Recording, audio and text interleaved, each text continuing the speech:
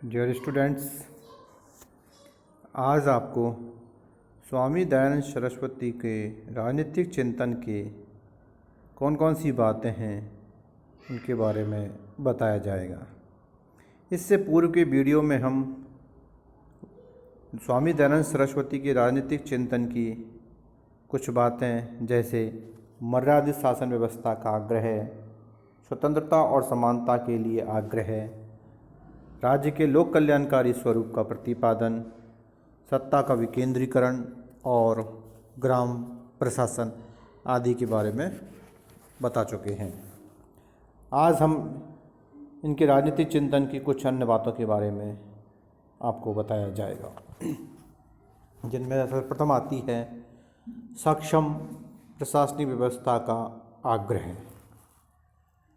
राज्य के कार्य बहुत अधिक व्यापक और महत्वपूर्ण है तथा ये कार्य उचित रूप में तभी संपन्न हो सकते हैं जबकि समुचित संख्या में सुयोग्य पदाधिकारी नियुक्त किए जाएं। अतः दयानंद जी ने इस बात पर विशेष बल दिया कि शासन के प्रत्येक स्तर पर समुचित संख्या में सुयोग्य पदाधिकारियों को नियुक्त किया जाना चाहिए। इसके साथ ही इन अधिकारियों के कार्यों, शक्तियों और दायित्वों को भी भलीभांति परिभाषित कर दिया जाना चाहिए। दयानंद जी ने शासकीय अधिकारियों की योग्यताओं में ज्ञान, पवित्रता, तत्परता, निष्ठा, जितेंद्रियता, साहस, पुरुषार्थ और प्रजा के हितों के प्रति संवेदनशीलता को विशेष महत्व प्रदान किया है। दयानंद जी ने इस बात पर भी बल दिया है कि राज्य की 3 सभाओं तथा महत्वपूर्ण राजकीय पदों पर ऐसे किसी भी व्यक्ति को नियुक्ति नहीं की जाना चाहिए जिसमें ज्ञान की कमी हो, जो अकुशल हो या भ्रष्ट हो। उन्होंने स्पष्ट प्रतिपादित किया है कि सहस्त्रों अज्ञानी लोगों के मत की तुलना में धर्म को जानने वाले एक व्यक्ति का मत भी अधिक श्रेष्ठकर होता है। उन्होंने राजकीय अधिकारियों को कामजन्य और क्रोधजन्य व्यसनों से बचने का परामर्श दिया है। अगला आता है न्याय और दंड व्यवस्था एवं कर व्यवस्था।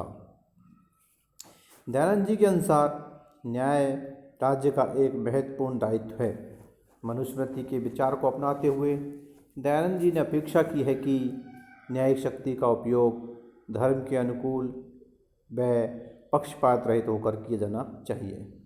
दयानंद जी ने न्याय की शक्ति अकेले शासक में निहित नहीं की है। न्याय की शक्ति का प्रयोग सुयोग्य विद्वानों द्वारा गठित धर्मसभा द्वारा किया जाना चाहिए। दयानंद जी के अनुसार धर्मसभा सर्वोच्च न्यायिक निकाय है तथा उन्होंने अपेक्षा की है कि उसके द्वारा दिए गए आदेशों को अंतिम एवं अनुल्लंघनीय समझा जाना चाहिए। दयानंद जी ने विचार व्यक्त किया है कि न्यायिक निर्णय विधि के सिद्धांतों, परीक्षित साक्ष्यों तथा अन्य वस्तुनिष्ठ आधारों पर ही आधारित होने चाहिए। न्यायिक प्रक्रिया के संबंध में वे मनुस्मृति में प्रतिपादित विचारों को स्वीकार करते हैं तथा उन्होंने मनु के इस विचार को दोहराया है कि न्यायिक शक्ति का दुरुपयोग करने वाले तथा पक्षपात करने वाले न्यायाधीशों को दंडित किया जाना चाहिए। दयानंद जी ने कर व्यवस्था के संबंध में भी सामान्यतया मनुस्मृति में प्रतिपादित विचारों का ही समर्थन किया है। दयानंद जी का विचार है कि कर लगाने के प्रसंग में शासन के द्वारा प्रजा के हितों को सर्वोच्च महत्व दिया जाना चाहिए तथा प्रजा पर अधिक मात्रा में या अनावश्यक कर नहीं लगाए जाने चाहिए।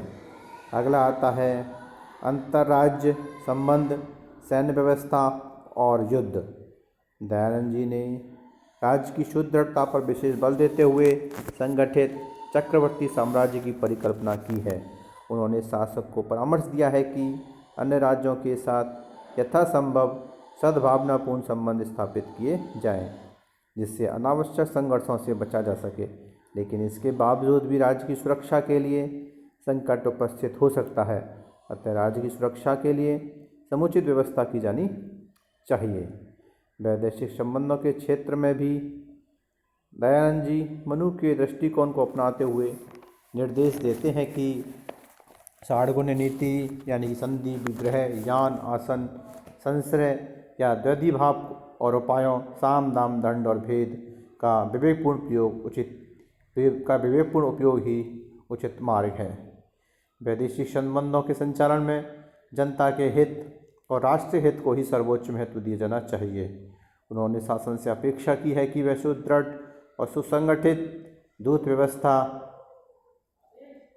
और गुप्तचर व्यवस्था को अपनाए, जिससे शासक को अन्य राज्यों की गतिविधियों आदि का निरंतर ज्ञान होता रहे तथा प्राप्त सूचनाओं के आधार पर वह तर्कसंगत, व्यावहारिक और राज्य के लिए हितकारी नीतियां अपना सके।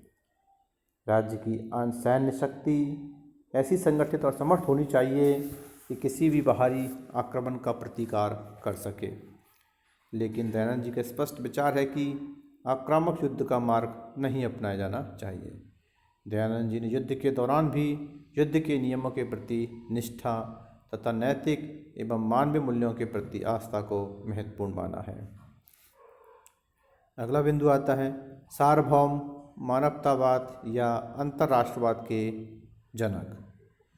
स्वामी दयानंद जी हिंदू पुनरुत्थानवाद के प्रतीक थे, भारतीय राष्ट्रवाद के पुजारी थे, लेकिन इसके साथ ही उनके हृदय में संपूर्ण विश्व के लिए सद्भाव था और इस दृष्टि से वे सार्वभौम मानवतावाद के पुजारी थे। उन्होंने इस्लाम और ईसाई मतों का खंडन किया था, लेकिन इस कार्य में न तो किसी प्रकार का संकुचित दृष्टिकोण था और न ही कोई द्वेषभाव था। इस्लाम और ईसाई मत पर आक्रमण तत्कालीन परिस्थितियों के कारण ही किया गया था। इतिहासकार ताराचंद के शब्दों में दयानंद जी को आपत्ति तो इस बात पर थी कि इस्लामी और ईसाई तत्व हिंदू धर्म पर आक्रमण करने से बाज नहीं आ रहे थे और इसलिए अपने धर्म के बचाव में उन्होंने प्रत्याक्रमण के शस्त्र का सहारा लिया ताकि हिंदू धर्म पर हमले की बजाय उन्हें अपनी स्थिति बचाने की फिक्र हो। इसके अतिरिक्त स्वामी दयानंद जी तो धार्मिक सत्य की खोज में संलग्न थे और उन्होंने अपने अध्ययन तथा चिंतन के क्रम में वैदिक धर्म को ही प्राणी मात्र के लिए सबसे अधिक हितकारी पाया था। अतः उन्होंने प्राणी मात्र को वैदिक धर्म की ओर अनुप्रेरित किया। स्वामी दयानंद जी का मूल विश्वास था कि सभी धर्मों का शांतिपूर्ण सह अस्तित्व संभव है। 1883 ईस्वी में उन्होंने दिल्ली में सभी धर्मों की सभा का आयोजन किया था। इस सभा में उन्होंने हिंदू मुसलमानों की एकता पर बल दिया था और उपदेश दिया था कि सभी धर्म अपनी विविध मान्यताओं के साथ जीवित रह सकते हैं। उनका उद्देश्य मानव मात्र की मुक्ति था। दयानंद जी में मानवतावाद और विश्व बंधुत्व के प्रति अद्भुत लगन थी और उनकी पूर्ति की दिशा में कार्य करने में उन्हें सदैव प्रसन्नता होती थी। इस प्रकार स्वामी दयानंद जी सरस्वती के राजनीतिक चिंतन में आधुनिकता और प्रगतिशीलता के तत्व निहित है। धन्यवाद।